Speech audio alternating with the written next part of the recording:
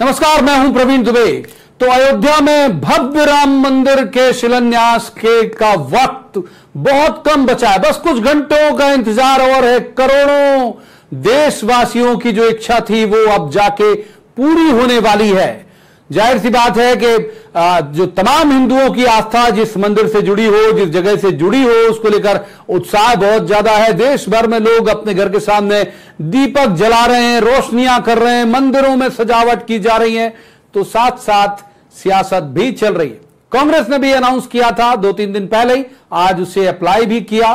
प्रदेश कांग्रेस ने सभी जगह कमलनाथ जी के आह्वान पर हनुमान चालीसा और सुंदरकांड का पाठ किया।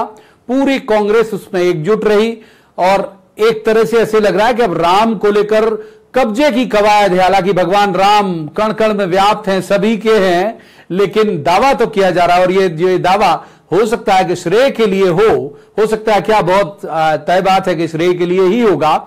तो जाहिर है कि तत्काल काउंटर भी आना था, बीजेपी की तरफ से काउंटर आया।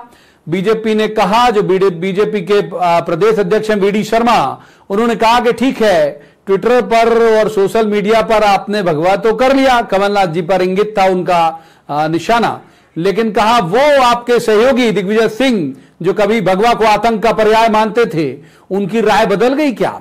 आज भगवा मय था ट्विटर भी, तमाम प्रदेश कांग्रेस के जो नेता हैं वो उन्होंने किया, कमलनाथ जी ने, तो फिर सारे लोगों ने भगवा मय कर लिया। मुख्यमंत्री शिवराज सिंह चौहान का ट्विटर पेज भी भगवा मय था। तो कुल मिलाकर जो एक तरफ तमाम लोगों की जो आस्था का केंद्र है वो फलीभूत होता दिख रहा है कुछ घंटे के बाद, तो दूसरी तरफ इसके श्रेय की भी जो तैयारी है वो दोनों जगह चल रही है, छत्तीसगढ़ में भी, मध्य प्रदेश में भी, कि हम ये बता सके। जैसे कमलनाथ ने आपने बयान में कहा भी, मीडिया से बात करते हुए उन्होंने कहा कि राजीव गांधी को उन्होंने उल्लेखित किया और कहा उनके भी बहुत बड़े प्रयास हैं, किसी एक पार्टी के प्रयासों से अयोध्या में भव्य राम मंदिर नहीं बन रहा और ना ही भगवान राम किसी एक की जागीर है। तो कुल मिलाकर कल होने वाले इस ऐतिहासिक क्षण के साक्षी बनेंगे हम लगातार न्यूज 18 पर, लेकिन आज उसकी मीमांसा जरूर करते हैं। लेकिन पहले आपको दिखाएंगे एक रिपोर्ट और उसके बाद एक बेहद खास पैनल होगा जिससे उस पूरे मसले से जुड़े हुए एक चर्चा भी करेंगे। लेकिन पहले देखिए ये रिपोर्ट।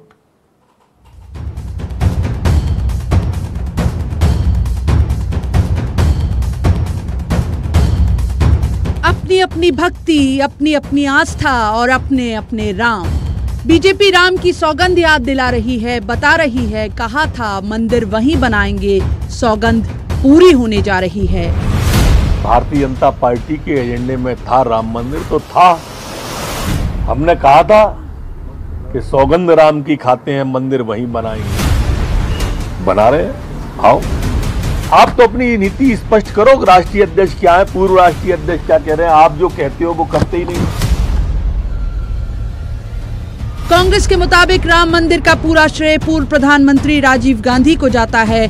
कमलनाथ की दलील कि ताले तो राजीव गांधी ने ही खुलवाए थे, राम केवल बीजेपी का पेटेंट नहीं है। क्या भारतीय जनता पार्टी का पेटेंट है धर्म पर या किसी भगवान पर? क्या भारतीय जनता पार्टी ने एजेंसी ली है? क्या ठेका लिया है धर्म का? उनके पेट में दर्द होता है, उनके पेट में दर्द होता है जब भी हम कोई धार्मिक कार्यक्रम करते हैं।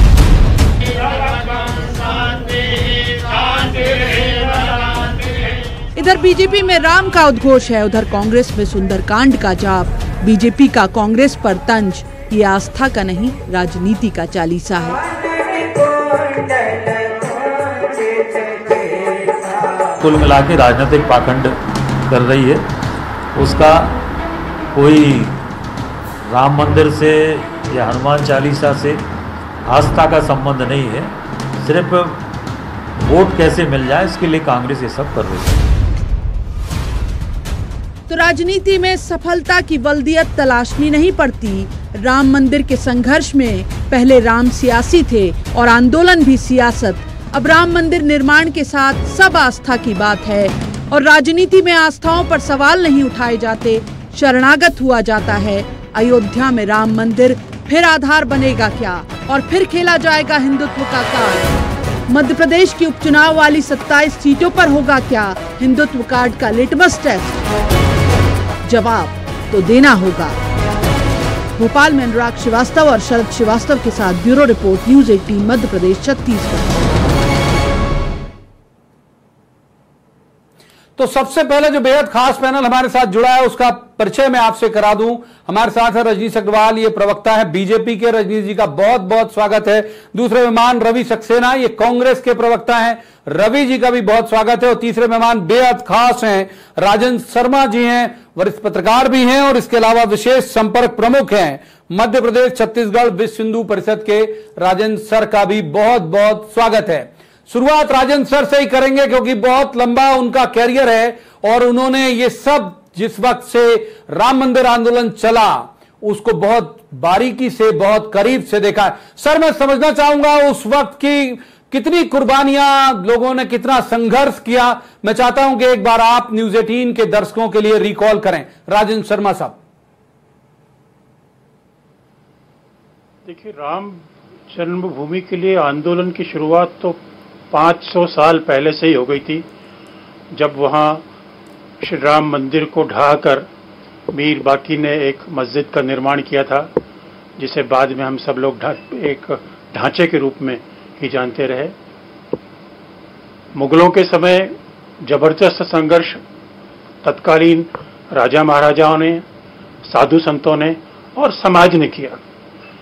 लंबा संघर्ष था, बलिदान हुए, असंख्य बलिदान हुए। शायद किसी मंदिर के लिए प्राणों का बलिदान देने की जो परंपरा है वह राम मंदिर का, जहां राम मंदिर शायद उसमें सबसे शीर्ष पर आएगा, जिसमें देश इतने लंबे समय तक संघर्ष करता रहा और बलिदान पर बलिदान देता रहा।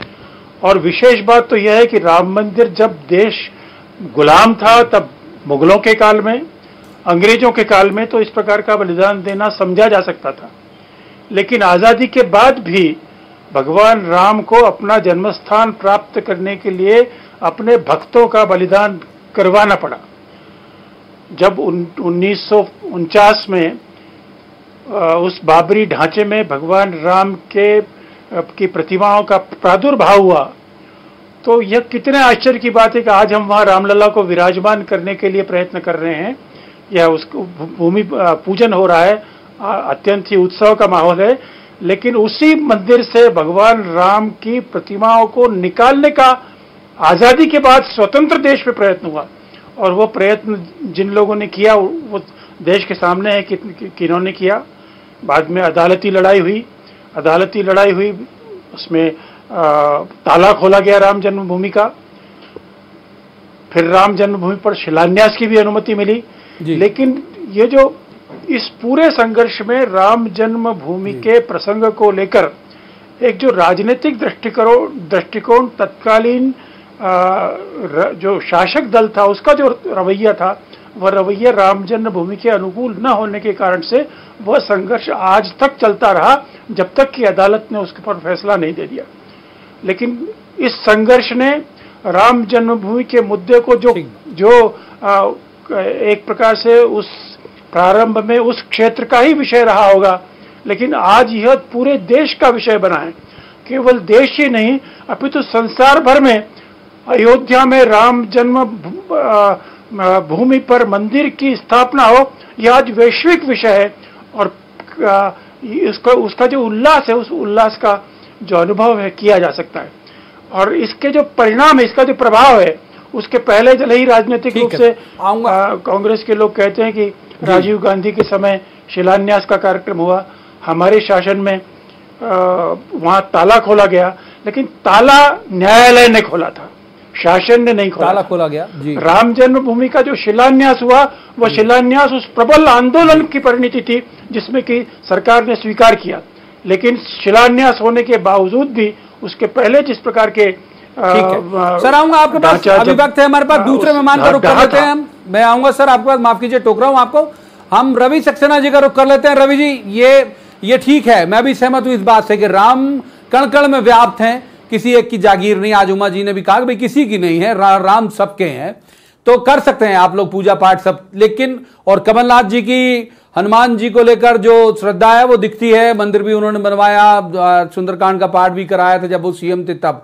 लेकिन अचानक से फिर ऐसे में निशाने पे आते हैं दिग्विजय सिंह।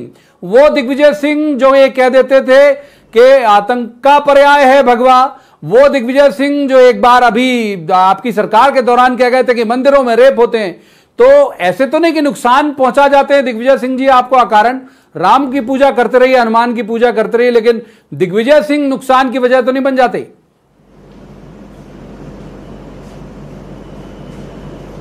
देखिए, मैं केवल एक बात कहना चाहता हूं, भगवान राम इस देश के कोटि कोटि लोगों की आस्था के प्रतीक है।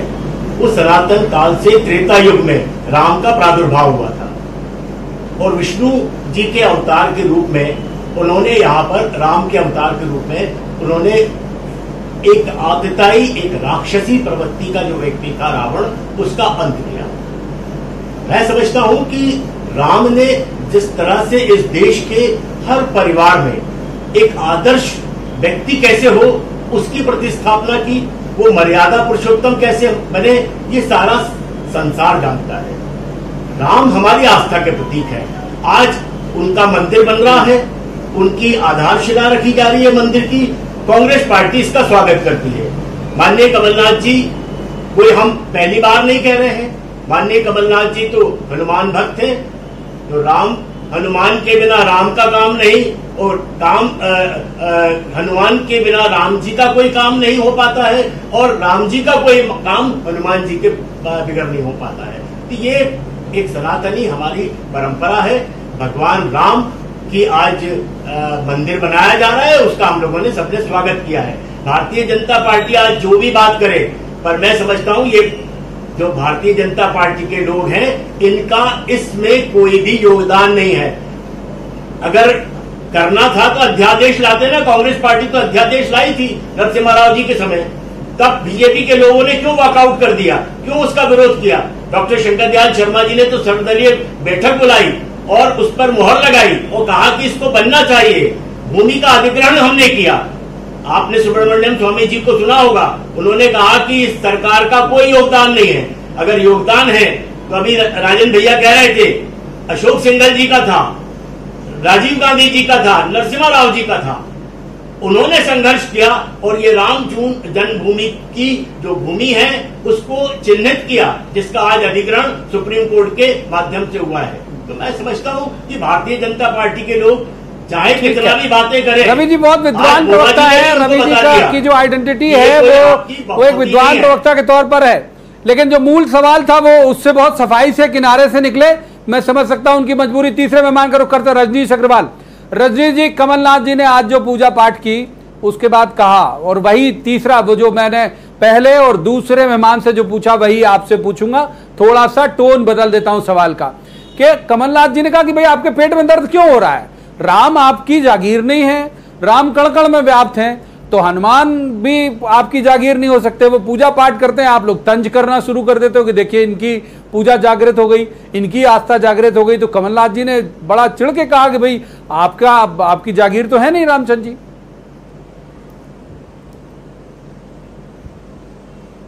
देखिए, जागीर है या नहीं है ये तो देश जानता है। कि जो कह रहा है एजेंसी जागीर ठेका, हाँ है ना। भारतीय जनता पार्टी उसके पहले जनसंघ का ठेका है। हम तो इसी धर्म का ठेका लेके, इसी आस्था का ठेका लेके, भारत मां की आराधना का ठेका लेके, इस देश की सांस्कृतिक प्रादुर्भाव का ठेका लेके जनसंघ के रूप में जन्मी।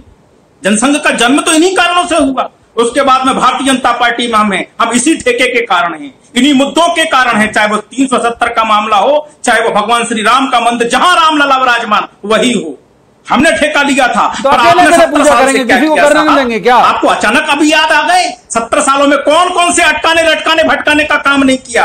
आप पूजा करिए, आप पूजा करिए, आप रामायण पढ़िए, अखंड रामायण करिए, सुंदरकांड करिए, हमें कोई किसी पर ऐतराज थोड़ी है। बहुत भक्त हैं, तमाम भक्त हैं, अपनी अपनी पद्धति पर जो पूजा की है उसके अनुसार पूजा उपासना आराधना करते हैं। लेकिन सवाल है, जब आप शासन में बैठते हो तो एफिडेविट देते हो भगवान राम काल्पनिक हैं, राम सेतु को तोड़ा जाना चाहिए। आप हबीब तनवीरों और रोमिला थापेरों का इतिहास, वामपंथी इतिहास इस देश को पढ़ाना सिखाना चाहते हो, बताना चाहते हो? आप वाल्मीकि तुलसीदास को, राम रहीम रसखान को भुलाना चाहते हो? ऐसा हो नहीं सकता।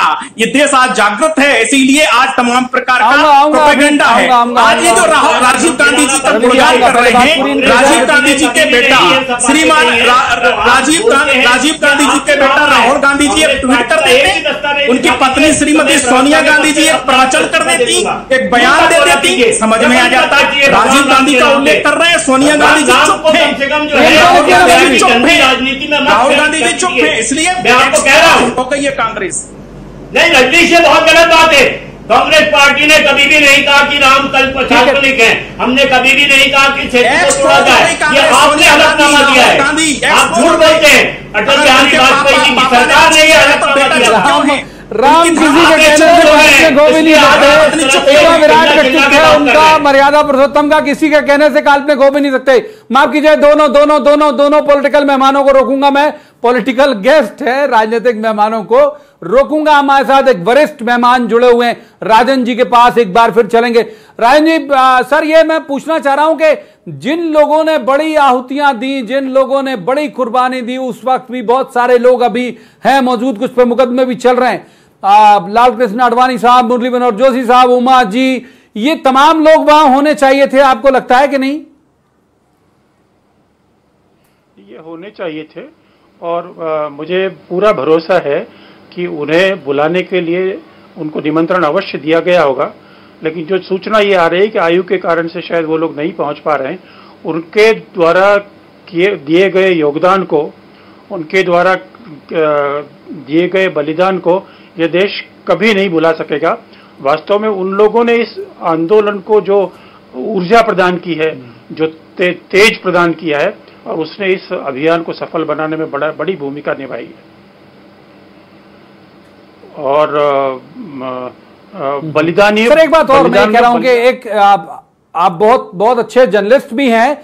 ये क्या आपको लगता है कि इतना बड़ा इतिहास जब रचा जा रहा हो तो दोनों ही पॉलिटिकल पार्टियां, और हम मध्य प्रदेश के संदर्भ में बात करें क्योंकि न्यूज 18 मध्य प्रदेश छत्तीसगढ़ का चैनल है, तो एमपी में होने वाले उपचुनाव में आपको लगता है कि इसे भी श्रेय के तौर पर प्रचारित करेंगी पार्टियां? शायद इसी वजह से कांग्रेस भी ओन करना चाहती है इसे।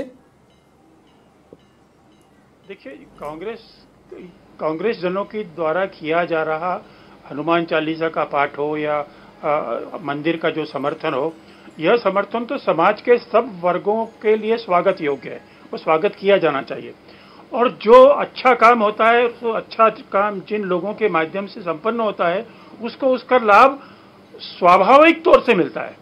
उसके लिए उनको प्रयत्न करने की आवश्यकता नहीं। यहाँ अगर भाजपा राम मंदिर के लिए ये कहेगी कि हम बनवा रहे हैं, इसकी उनको कहने की कतई आवश्यकता नहीं है। लेकिन उसका जो लाभ जो सहज रूप से उनको प्राप्त होगा वो तो होगा ही। कल का जैसा जो आयोजन जितना भव्य होने जा रहा है, उस भव्य आयोजन में कोई राजनीतिक दृष्टि से उसको अपने बुनाने का प्रयत्न करेगा, ऐसा कतई नहीं होगा। लेकिन उसके जो परिणाम है वो किनके प्रयत्नों से हुआ है, कैसे हुआ है, किनने उसके लिए त्याग किया है, किनने उसका विरोध किया है, और विरोध का जो स्तर है वो कितना नीचे जाकर के भी विरोध किया गया है, ये भी लोगों के सामने है। तो जिन्होंने विरोध किया और जिन्होंने उसके लिए प्रयत्न किया, जो अच्छा काम करते हैं उनको अच्छा फल प्राप्त होता है, और जिनका काम ठीक नहीं होता है वो जनता की नजर में अब तत्काल आता है। कोई कहे कि आज जो चक चल रही है मंदिर के प्रसंग को लेकर के जो अप्रिय बनाने की कोशिश की जा रही है, तो इसका लाभ इस कारण से भाजपा को कोई नुकसान हो जाएगा और विवाद खड़ा करने वालों को उसका कोई लाभ हो जाएगा। मुझे लगता है इससे ज्यादा नादानी कोई दूसरी बात नहीं हो सकती। इससे ज्यादा नादानी कुछ नहीं होगी। रवि सक्सेना जी का रुख कर लेते हैं। रवि जी, बहुत माइलेज पॉलिटिकल, हालांकि आमतौर पर ऐसे मंच में और खासतौर पर डिबेट के शो में कोई नहीं कहता कि हम माइलेज के लिए कर रहे हैं, सभी कहते हैं आस्था के लिए कर रहे हैं। लेकिन माइलेज की अगर आप उम्मीद करके चल रहे हैं तो राजन शर्मा ही कह रहे हैं कि बहुत माइलेज मिलेगा नहीं इससे।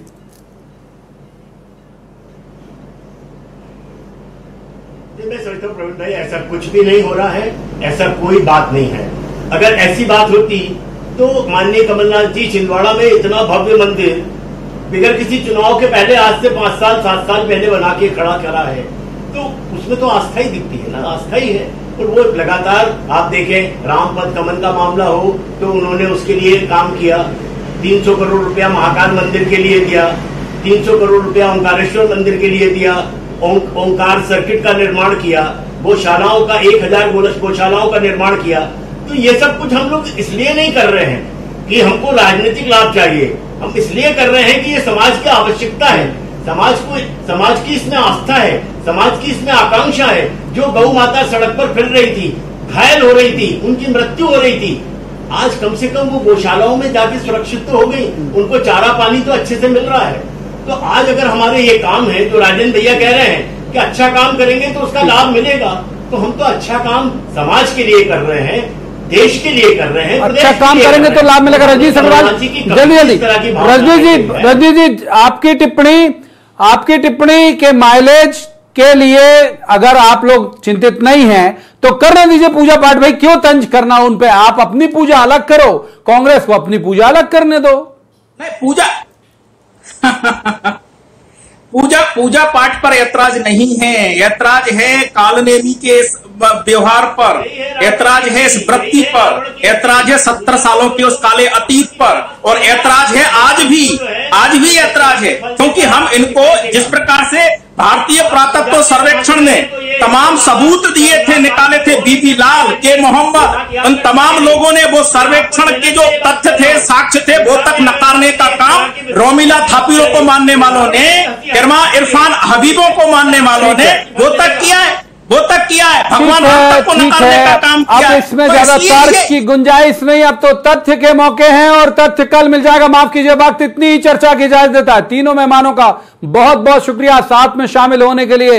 लेकिन ऐतिहासिक क्षण कुछ घंटे के अंदर ही दुनिया देखेगी, जैसा राजन शर्मा साहब कह रहे हैं, देश देखेगा, और ये वाकई एक बहुत गौरव का क्षण है। मैं समापन के पहले एक बात जरूर अपने तमाम दर्शकों से कहूंगा कि जो सियासत हो रही है होने दीजिए, चल रही है चलने दीजिए, कान में जितना आए, जितना आत्मसात करना हो उतना कीजिए। सिर्फ आप तो अभी इस बात का उत्साह मनाइए कि भगवान राम का भव्य मंदिर जो सदियों से हम जिसकी उम्मीद लगाए हुए बैठे थे वो बनने वाला है। और लगातार न्यूज़ 18 पर कल हम आपको वहां की पल पल की अपडेट देते रहेंगे और बेहतरीन कवरेज आपको इसी चैनल पर देखने को मिलेगी। आज की इस चर्चा में इतना ही। कल किसी खास मसले पर खास पैनल के साथ बैठेंगे और कहेंगे जवाब तो देना होगा। तब तक आप देखते रहिए न्यूज़ 18 मध्य प्रदेश छत्तीसगढ़।